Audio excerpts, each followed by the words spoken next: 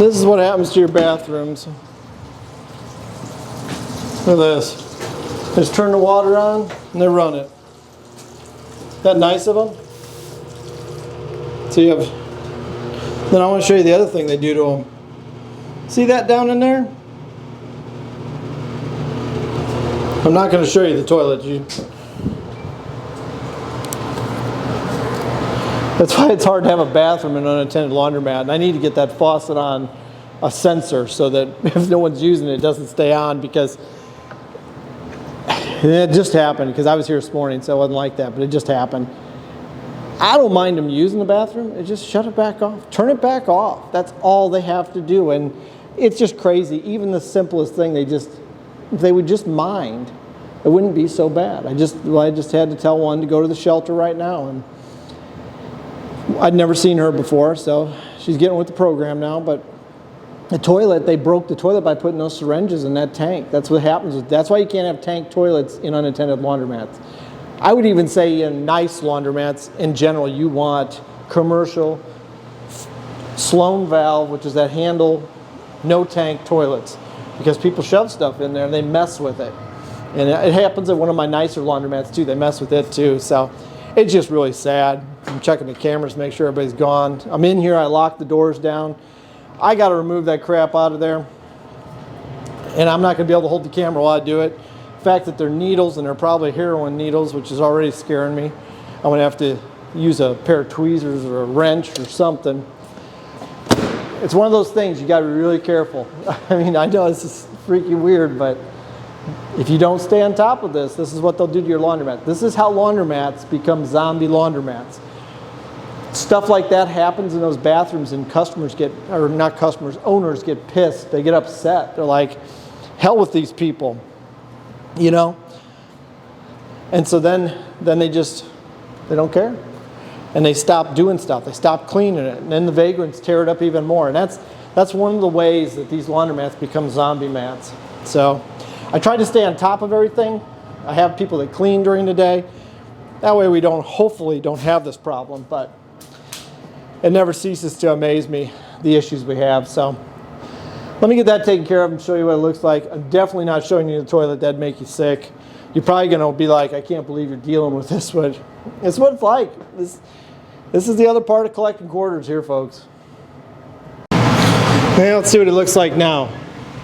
Now it looks better. I got a little paper on the ground. I need to mop the floor, but way better. Smells better. It only takes a couple minutes and it's perfectly fine. Like, it's just crazy what people do. They screw up the toilet and then they can't flush it and then they make it worse. While I'm here, I got a dryer that will run and not stop. And what it is it's this thing here, and this is called an ice cube relay. And the reason it's called an ice cube relay is it's clear and square like an ice cube. What happens to these is, and I might be able to plug it in for you and it'll start running. This is one-handed here, folks. This is talented. Come on. Nope, didn't do it. It's got basically these tabs inside here stick. And so once it starts running, it just won't stop tumbling the drum. The other problem it has, I don't know if you can see that, is the bearing went out. So we got two problems on that one. Now let's see what else we got. We got a couple other weird issues. Yep, we got a computer there. See, just typical day working on dryers. This is the laundromat where I built this room back here. This is what you want the back of your dryers to look like. I know I keep saying it. Now, you don't have to do a main trunk line like I did. You can have indirect. You can have direct. Each one vent out. But you see, they got mastic on there. You want all those joints sealed. That's where your lint comes from.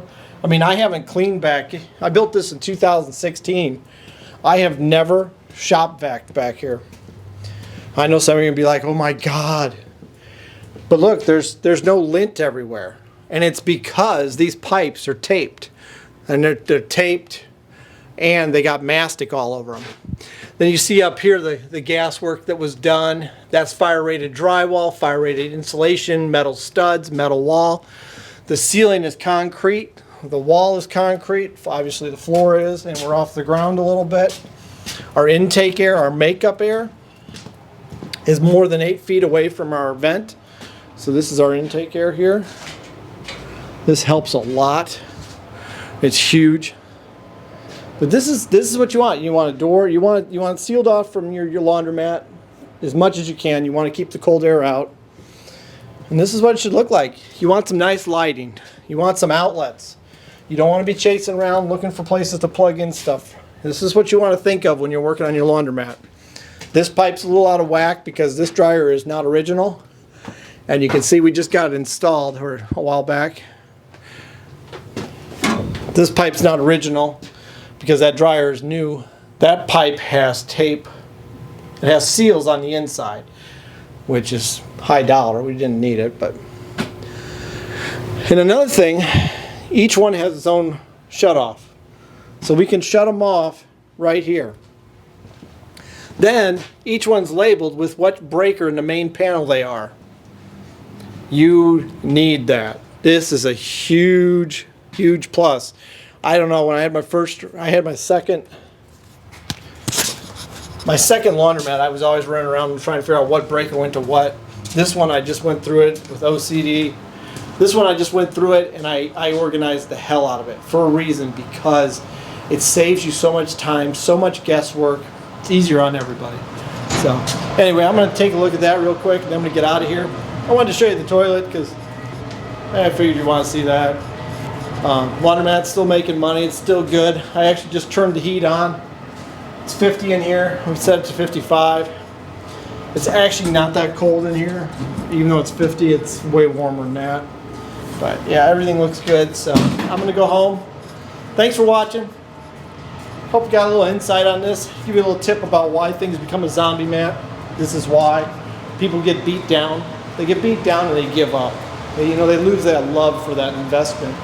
And in this business, in any business, rental, whatever, you got to stick with it. So, till next time, take it easy.